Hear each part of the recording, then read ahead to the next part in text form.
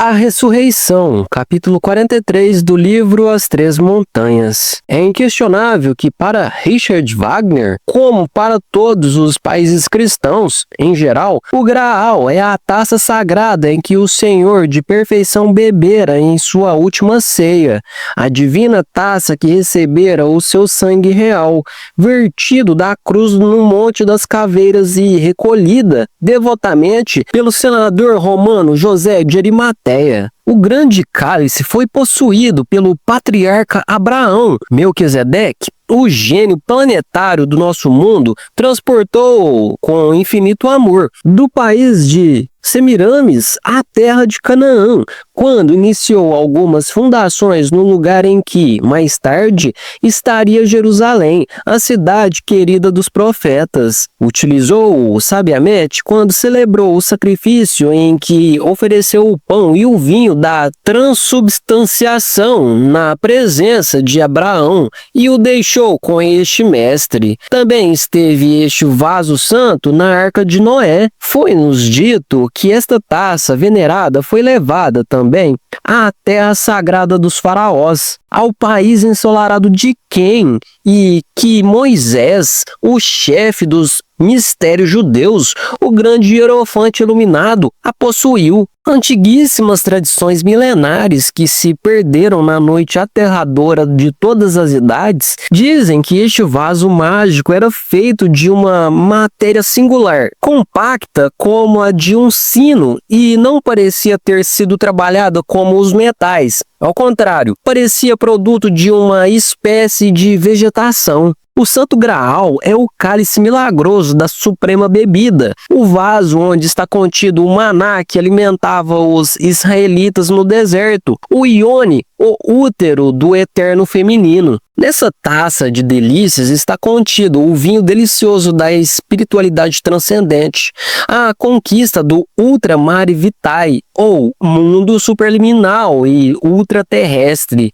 A ressurreição esotérica seria algo mais que impossível sem a magia sexual, sem a mulher, sem o amor. O verbo delicioso de Ísis surge dentre o seio profundo de todas as idades, aguardando um instante de ser realizado. As palavras inefáveis da deusa Neith foram esculpidas com letras de ouro nos muros resplandecentes do templo da sabedoria. Eu sou a que fui, é e será, e nenhum mortal levantou meu véu. A primitiva religião de Jano, ou Jaino, quer dizer a áurea, solar, critária e super-humana doutrina dos Jinas é absolutamente sexual. Dentro do inefável idílio místico, comumente chamado os encantos da Sexta-feira Santa, sentimos no fundo do nosso coração que nos órgãos sexuais existe uma força terrivelmente divina. A Pedra da Luz, o Santo Graal, tem o poder de ressuscitar o Irã Abif, o Mestre Secreto, o Rei Sol, dentro de nós mesmos, aqui e agora. O Graal conserva o caráter de um Mysterium Tremendum, é a pedra caída da coroa de Lúcifer. Como força temível, o Graal fere e destrói os curiosos e impuros, porém, aos justos e sinceros, os defende e lhes dá vida. Inquestionavelmente, o Graal só pode ser alcançado mediante a lança de Eros, combatendo contra os eternos inimigos da noite. Realizar em si mesmo o mistério hiperbóreo só se torna factível descendo aos mundos infernais. Dita ressurreição é a verdadeira apoteose ou exaltação do que há de mais elevado e vivente no homem, sua mônada divina, eterna e imortal, a qual se achava morta, oculta. Indubitavelmente, esta é, em si mesma, o verbo, o fiat luminoso e espermático do primeiro instante, o Senhor Shiva, o esposo sublime de nossa divina mãe Kundalini, o arquierofante e o arquimago, a sobre-individualidade particular de cada um. Escrito está com caracteres de fogo no livro da vida. Ao que sabe, a palavra dá poder. ninguém a pronunciou, ninguém a pronunciará, senão somente aquele que a tem encarnado. Com a ressurreição do Mestre Secreto em cada um de nós, alcançamos a perfeição na maestria. Então somos lavados de toda mancha e o pecado original é eliminado radicalmente. Eu trabalhei intensivamente na super-obscuridade do silêncio e o segredo augusto dos sábios. Eu submergi nos sacros mistérios de Mina, as pavorosas trevas de um amor que é da morte irmão gêmeo. Reconquistei meu lugar no primeiro céu, ou da lua, onde Dante tivera a visão dos bem-aventurados e reconheceu, estático, a picarda Donati e a imperatriz Constança. Voltei a meu lugar no segundo céu, ou de Mercúrio, morada dos espíritos ativos e benéficos. Retornei ao terceiro céu, ou de Vênus, região dos espíritos amantes, ali onde Dante se ocupara de Roberto, o rei de Nápoles. Regressei ao quarto céu, ou do Sol, morada dos espíritos sábios, capítulo onde Dante citara São Francisco de Assis. Reconquistei o quinto céu, ou de Marte, a região dos mártires da fé, capítulo onde Dante menciona Cassiagida e seus maiores, a antiga e a nova Florença. Retornei ao sexto céu, ou de Júpiter, região dos príncipes sábios e justos. Regressei ao sétimo céu, ou de Saturno, morada deliciosa dos espíritos contemplativos. Magnífico capítulo onde o Dante Florentino mencionara, com grande ênfase, a Pedro Damião e falara contra o luxo dos prelados. Voltei ao céu oitavo, ou estrelado, região de Urano, parágrafos imortais onde Dante mencionara o triunfo do Cristo íntimo e a coroação da Divina Mãe Kundalini, paraíso dos espíritos triunfantes. Retornei ao céu nono, ou cristalino, a região de Netuno, capítulo extraordinário em que Dante lançara sua invectiva contra os maus pregadores. Posteriormente, tive que comparecer ante o terceiro Logos, Shiva, meu real ser, minha própria sobre-individualidade, Samael em si mesmo. Então, o bendito assumiu uma figura distinta, diferente da minha, como se fosse uma pessoa estranha. Tinha o aspecto de um cavalheiro muito respeitável. O venerável me pediu que fizesse um estudo quirosófico das linhas de sua mão. A linha de Saturno, em sua onipotente destra, pareceu-me muito reta, surpreendente, maravilhosa. No entanto, em alguma parte me pareceu interrompida, danificada, quebrada. Senhor, o senhor teve algumas lutas, sofrimentos. O senhor está equivocado. Eu sou um homem de muita sorte. A mim sempre vai tudo muito bem. Bem, é que eu vejo um pequeno dano na linha de Saturno.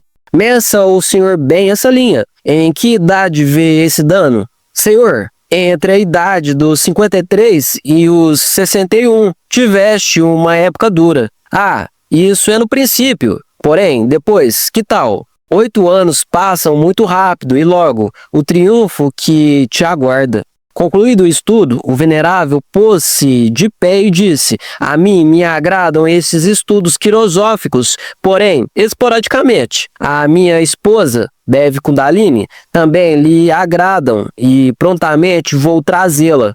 Ah, porém, tenho que pagar o seu trabalho. Aguarde-me, o senhor aqui, que voltarei para pagá-lo. O bendito afastou-se e eu o fiquei aguardando. Ao longe vi 2 filhas minhas, agora pessoas maiores de idade, entretanto pareciam ainda pequenas. Preocupava-me um pouco e as chamei. É indubitável que por aquela época da minha atual existência eu tinha os citados 53 anos de idade. Na mão do bendito havia visto meu próprio futuro. Evidentemente, as 8 iniciações recebidas deviam ser qualificadas. Duríssimo, 1 ano para cada iniciação. Vivenciar, agora, em 8 anos, todo o livro do patriarca Jó. Pagar os dízimos de Netuno antes da ressurreição. O livro de Jó é uma representação completa da iniciação antiga e dos povos que precediam a magna cerimônia. O neófito, nele se vê despojado de tudo, até de seus filhos. e afligido por uma enfermidade impura. Sua esposa o angústia, burlando da confiança que ele põe num Deus que assim o trata. E seus 3 amigos, Elifaz, Bildade e Zofar, atormentam-no, julgando-o um ímpio, seguramente merecedor de tal castigo. Jó, então, clama por um campeão, um libertador, porque ele sabe que este, Shiva, é eterno e vai redimi-lo da escravidão da terra, mediante a ressurreição íntima, restaurando sua pele. Jó,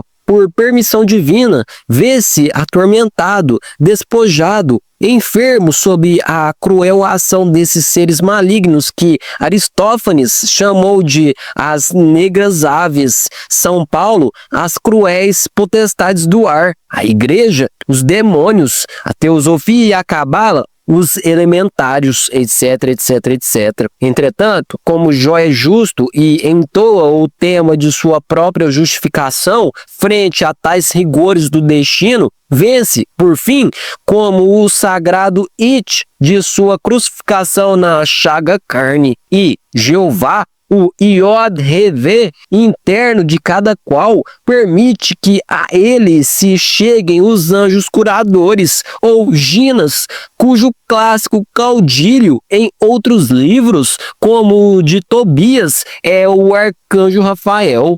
Uma noite, depois de uma festa cósmica que em minha honra foi celebrada, pelo motivo de haver sido bem qualificado na primeira iniciação, fui devidamente instruído. Tereis que pagar o crime de haver assassinado o deus Mercúrio. Foi-me dito, perdoai-me esse karma. Isso não tem perdão e só se pode pagar trabalhando com a lua. Então vi como a lua, em cada trabalho, acercar-se-ia mais e mais do planeta Mercúrio, até mesclar-se por fim com ele. Meu real ser íntimo, o deus Mercúrio, Shiva, minha mônada, acercando-se de mim, disse: tereis que usar as botas do deus Mercúrio. Posteriormente, me calçou com tais botas. Sensacional, extraordinário foi para mim aquele instante em que o grande hierofante do templo me mostrara um campo de desporte. Olha, disse-me, tu convertestes o templo de Mercúrio num campo de desporte. Certamente, todos assassinamos Irã, o deus Mercúrio, nossa mônada, quando comemos da fruta proibida no jardim do Éden. Por isso se nos advertiu, se comeres dessa fruta, morrereis. Posteriormente, o caminho tornou-se espantosamente difícil e eu tive que sofrer intensivamente. É óbvio que a cena do fio da navalha é absolutamente sexual. Tu o sabes. Filho meu, tens que sofrer com paciência as consequências dos teus erros, exclamou minha mãe divina Kundalini. Outra noite, cheia de dor, minha mãe exclama com grande voz, dizendo: filho meu, tu me trocaste lá no mundo físico por outras mulheres. Isto foi no passado, mãe minha. Agora não te estou trocando por ninguém. Tu me trocastes por outras mulheres.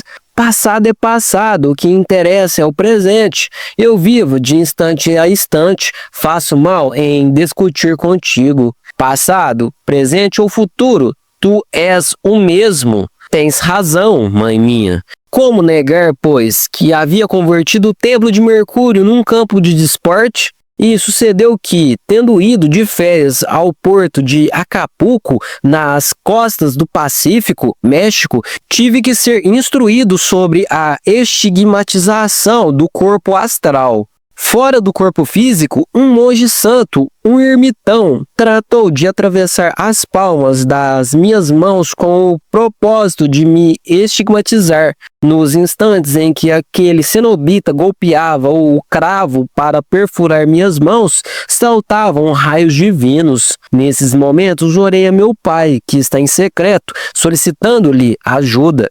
A oração chegou ao Senhor. É inquestionável que, na iniciação, havia recebido tais estigmas, porém, de forma simbólica. Na montanha da ressurreição, devia formá-los, fazê-los na forja dos ciclopes. O anacoreta conduziu-me até a igreja gnóstica. Shiva, minha mônada divina, andou junto. Dentro do templo vi um religioso andrógeno, vestido com a túnica púrpura, junto à pia do batismo. É muito forte e responde muito bem. Porém, falta-lhe cumprir melhor com o sacramento da Igreja de Roma, amor, disse o Mahatma, dirigindo-se à minha mônada. Desde então, compreendi a necessidade de refinar ainda mais a energia criadora. Assim foi como fiz do Maituna uma forma de oração. A inserção do falo vertical dentro do útero formal faz cruz. Inquestionavelmente, os 5 estigmas crísticos no corpo astral são formados com a Santa Cruz. Não é possível a ressurreição sem haver previamente formado os estigmas do adorável no corpo astral. Assim formei eu mesmo meus estigmas, assim os formaram os místicos de todos os tempos. Inri, inis natura renova tur integram. O fogo renova incessantemente a natureza.